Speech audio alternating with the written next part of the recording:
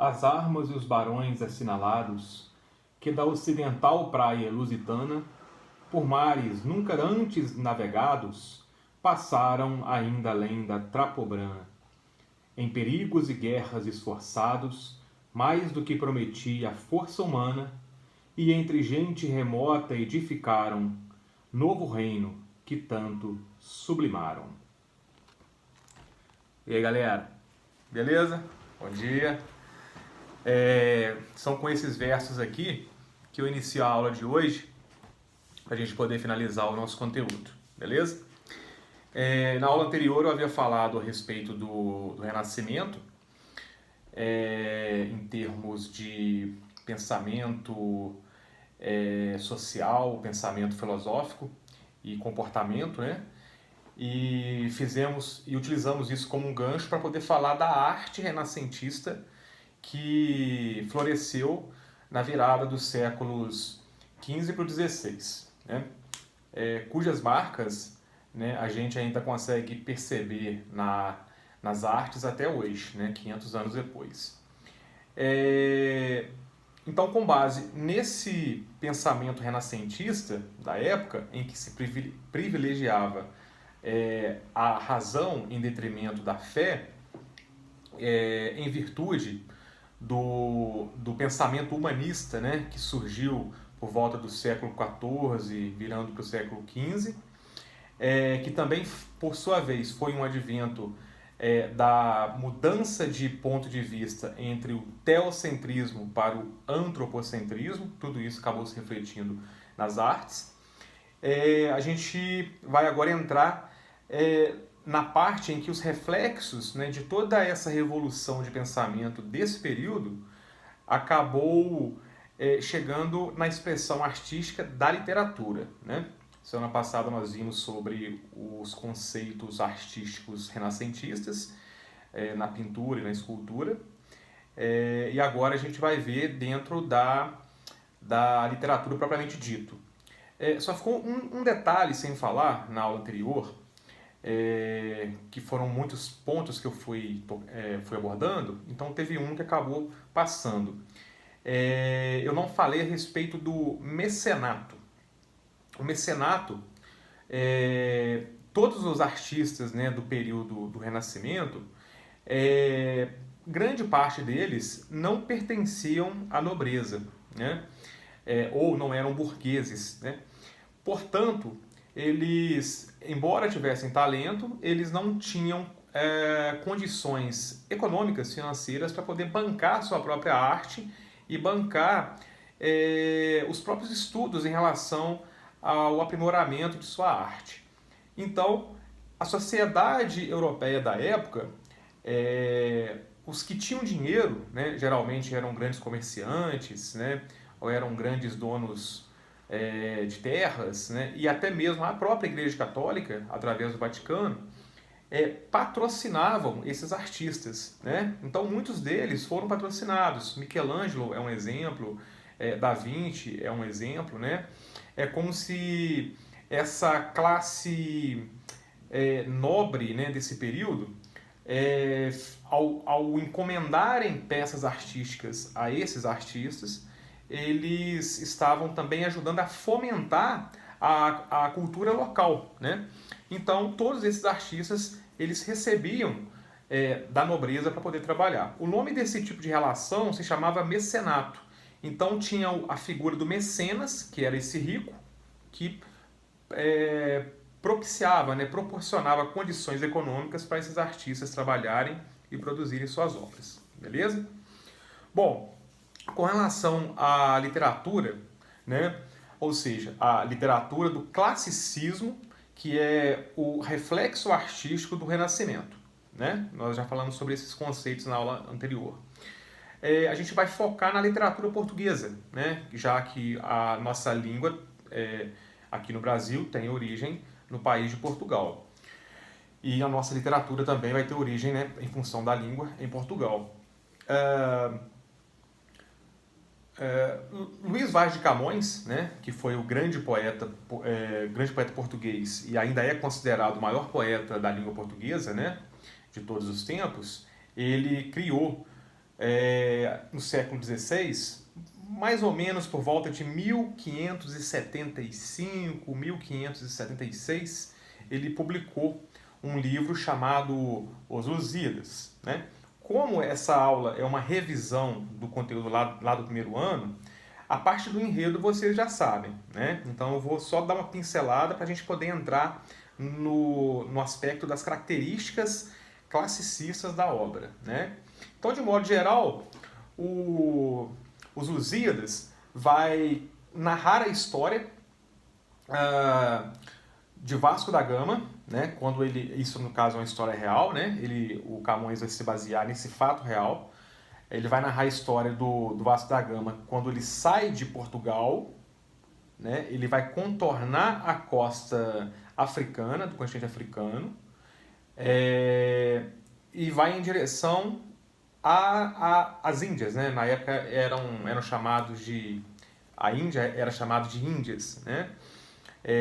Que era o Oriente, de onde vinham as mercadorias, né? Bom, até então, todo o comércio entre o Oriente e o Ocidente era feito por terra e era uma viagem muito dispendiosa, muito cansativa, muito demorada e por isso muito cara, né? Imagine-se, né, você ir e voltar a cavalo de Portugal até a Índia, né? Se você olhar no mapa, darão milhares de quilômetros. Era uma viagem muito custosa. Então, foi-se necessário abrir uma rota marítima entre Europa e Índia, né? Porque aí a viagem era muito mais rápida. Em 1497, o Vasco da Gama, após vários empreendimentos anteriores a ele, né? Vários outros marinheiros tentaram cruzar esses mares, mas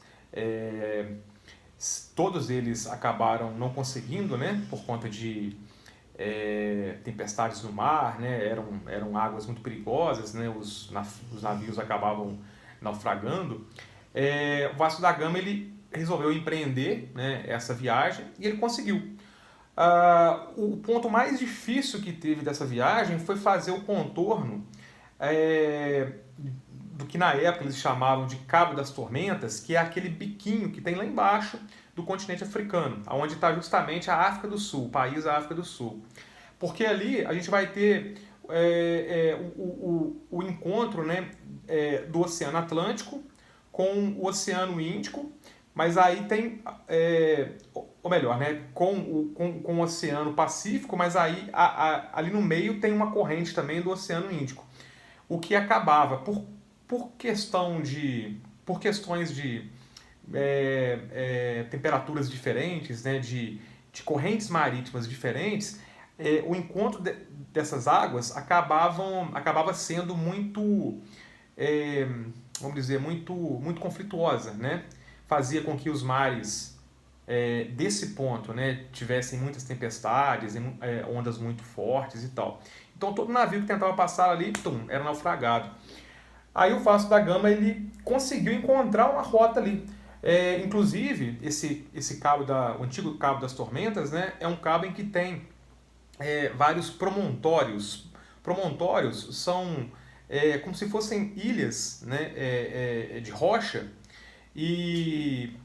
mas só que é como se fosse um labirinto de ilhas, né, que para você atravessar ali, você tinha que ter muito cuidado, porque senão você acabava pegando o casco do navio, a parte de baixo dele, em um desses promontórios, e o navio naufragava. Então era quase que um labirinto, né? E o Vasco da Gama, muito perspicaz, ele conseguiu, né, criar uma rota, ele descobriu uma rota ali que era segura, né, longe das águas conflituosas, né, desse mar, e distante também das áreas de perigo, né, desses promontórios. Conseguiu atravessar, chegou até as Índias, e na volta ele já veio traçando todo o mapa, né, do seu percurso, o mapa, isso tem um nome, uma carta cartográfica marítima, né? E na volta ele entregou isso para o rei e falou assim, ó, tá aqui, agora pode mandar quem quiser que qualquer esquadra marítima vai retornar com segurança, né? É isso. O Camões ele vai contar essa história. Mas por que ele vai contar essa história, né? Porque nesse período, o país de Portugal, ele era, vamos dizer assim, é como se fosse hoje, como se ele representasse a maior potência do mundo conhecido na época. Hoje, por exemplo, são os Estados Unidos, né? Teve um período aí que era a Inglaterra, né? Lá pelo século XIX. No outro período já foi a França, né? E no século XVI foi justamente Portugal que tinha esse status, né? Então o que ele faz? O que o Camões faz? Ele quer escrever uma obra para poder elevar a memória e a história da sua nação.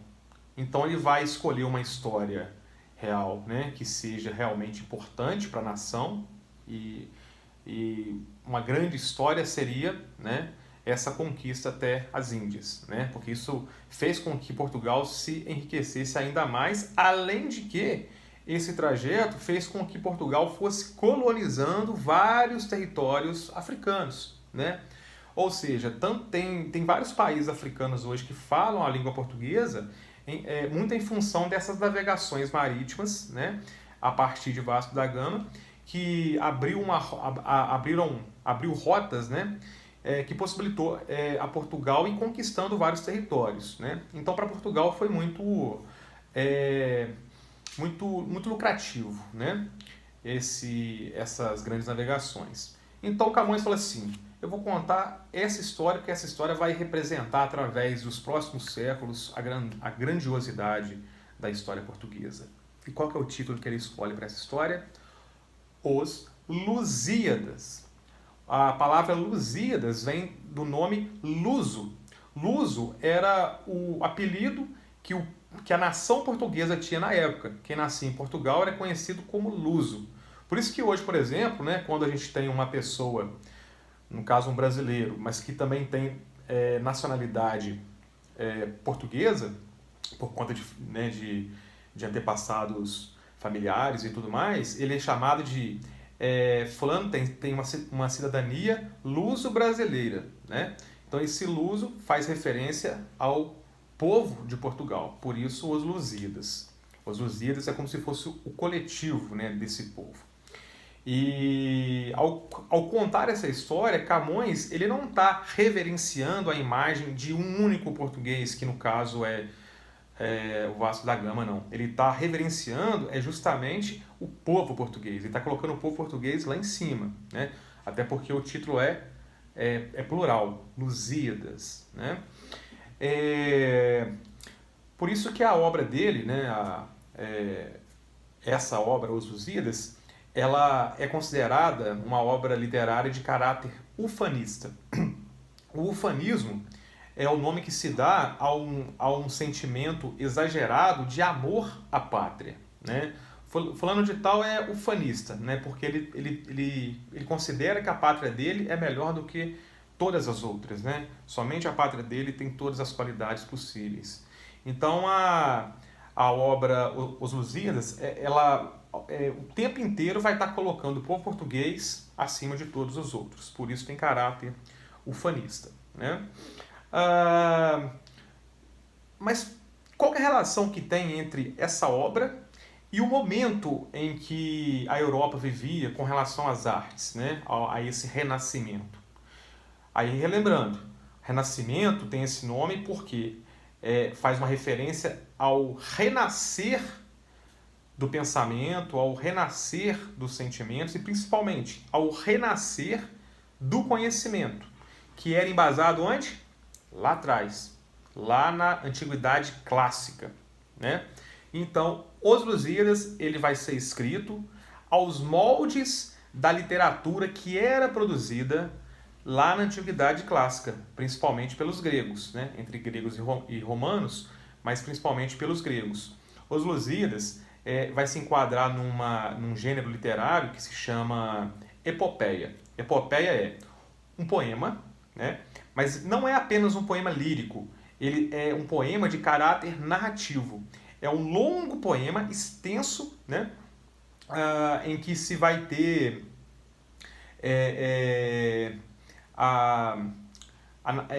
uma grande narrativa, né? de uma história que seja heróica em relação a um povo. E Os Lusíadas, no caso Camões, ele vai escrever Os Lusíadas, usando como ponto de referência uma epopeia da Antiguidade Clássica, que é a Odisseia, né? Que conta a história de Ulisses, depois de vencer a Guerra de Troia, né? Ele retornando para casa, fazendo, portanto, uma grande odisseia de retorno até a sua terra natal, né? Então ele vai utilizar o mesmo gênero textual, o mesmo gênero literário, né? Que era de cunho clássico, né? Por isso o nome classicismo. E por ser um longo poema, né, narrativo, Os Lusíadas vai ter mais de 1.100 estrofes, né? E todas as estrofes são chamadas de oitavas, oitavas porque são estrofes com 8 versos, né? E mais de 8.000 versos, né? Quer dizer, o Camões ele fez uma parada sobre-humana, né? Ele conseguiu escrever um texto que, assim, raramente na história do mundo, na história do universo, alguém conseguiu escrever um poema tão fabuloso, né? E tão grande, né? Como esse. Todos esses versos eles são classificados como decassílabos, isto é, todos os versos têm 10 sílabas poéticas e rimados, né? Todos eles têm o mesmo esquema rímico. Toda essa obra ela é dividida em 10 cantos. Quando eu estou lendo, por exemplo, um romance, esse romance geralmente ele é dividido em capítulos. Com relação a uma epopeia, é como se cada capítulo se chamasse canto, né? Então, no caso, cada canto de uma epopeia é o conjunto de várias estrofes, né, em que se vai narrar uma determinada parte da história proposta pelo autor, né? E o que é importante vocês saberem é que Os Lusíadas ele vai se dividir em pelo menos, dentro desses 10 cantos, ele vai se dividir pelo menos em 5 componentes básicos que vão formar o gênero chamado de epopeia, né? Só para que vocês possam acompanhar, essa matéria está aí na página 140 e 141, né?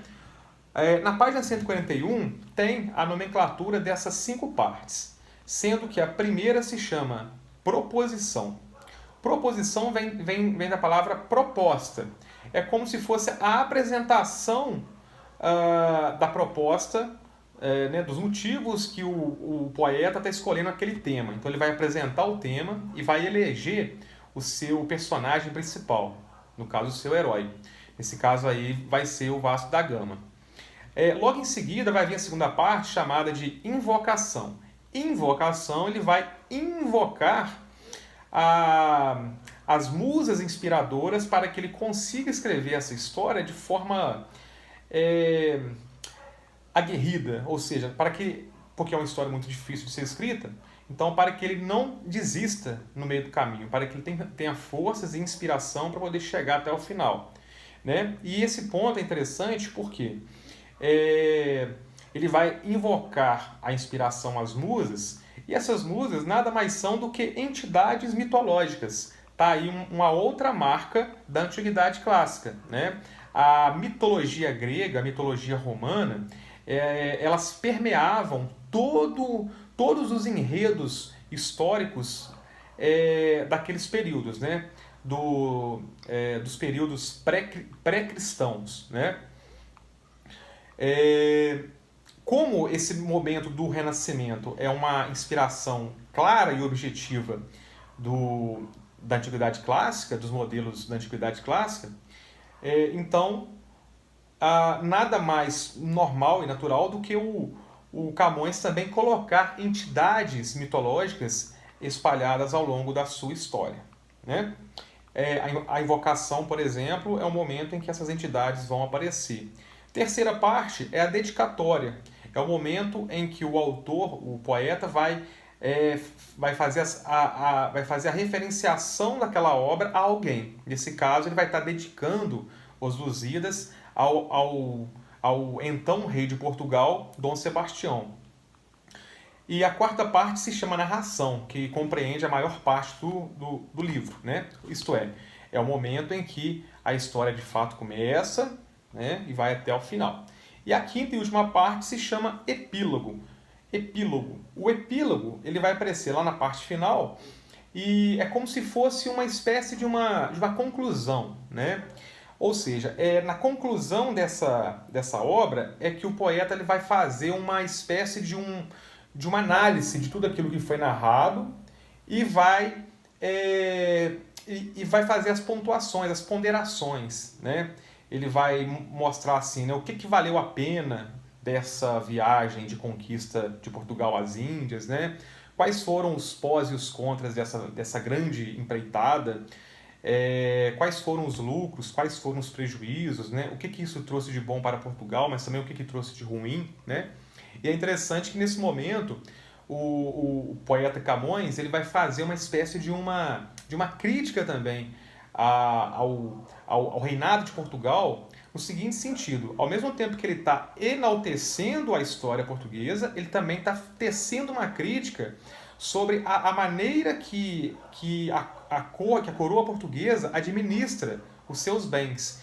É como se fosse assim, como se Portugal tivesse tanta ganância e ambição para poder conquistar o resto do mundo, ou seja, todo o dinheiro que era angariado, toda a riqueza que era angariada com essas conquistas, né, com a formação de novas colônias portuguesas, como se toda essa riqueza fosse revestida em conquistar ainda mais outros territórios. Enquanto isso, o povo português mesmo ficava esquecido, né? As pessoas passavam fome, né? Passavam dificuldade, e, no entanto, era um país extremamente rico e ao mesmo tempo, extremamente pobre, né? Então, nesse momento, pobre por conta desse desleixo, né? Da própria coroa portuguesa em relação aos seus súditos, né? Então, Camões ele também vai ter essa pegada, né? De tecer essa crítica em relação aos portugueses. Bom, é uma obra fantástica, uma obra linda, que vale a pena ser conhecida. A leitura dessa obra é complexa, né? Não é fácil, porque, por ser poesia, existem muitas metáforas que têm que ser decodificadas ao longo da leitura, existem termos muito arcaicos da língua portuguesa que a gente não tem costume de usar, então a gente não conhece. Então tem que estar lendo a obra ao lado de um dicionário, né?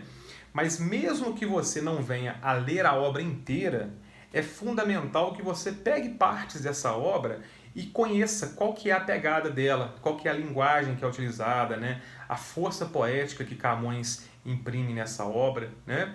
E é importante também que você conheça outros detalhes dessa obra. Então, às vezes, ler um resumo sobre ela, né? Assistir algum vídeo também, especificamente sobre o enredo, né? Porque a parte teórica, a parte das características renascentistas e classicistas da obra, a gente está fazendo aqui agora. Mas a parte do enredo tem muitos momentos que são fantásticos, né? Que são interessantes. Então é isso. Estudem isso, revisem essa matéria em casa, nessas páginas que eu falei, mas ao mesmo tempo busquem outras fontes também, tá? Na própria internet, busquem textos e vídeos também sobre esse assunto. E daqui a pouquinho eu vou passar uma atividade para vocês. Beleza? É isso aí, um grande abraço e estarei aqui até meio-dia para atendê-los. Qualquer dúvida, beleza? Valeu!